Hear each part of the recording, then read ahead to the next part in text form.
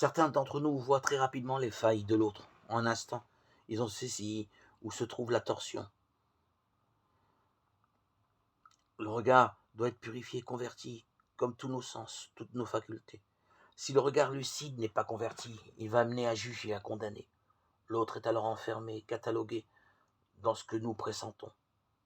Nous savons mieux que lui, avant lui, ce qu'il va penser, dire, faire. Ce regard emprisonne, s'acharne au lieu de libérer.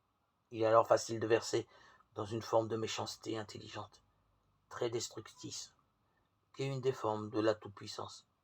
Cependant, il n'est pas possible de gommer ce que nous voyons qui paraît juste. Ne serons pas complaisants sous prétexte de respecter l'autre. Le Christ dit ce que nous pouvons faire du regard. Il doit d'abord être juste, car nous avons tendance à grossir démesurément le mal qui se trouve chez l'autre et à minimiser le nôtre. C'est l'histoire de la paille que nous voyons dans l'œil du voisin. Nous ne voyons pas la poutre qui est dans la nôtre. Luc 6, 41. Le regard doit être au service de l'esprit, c'est-à-dire de la lumière, de la vérité, mais de la vérité aimante qui est donnée pour aider, faire grandir. De la vérité patiente aussi,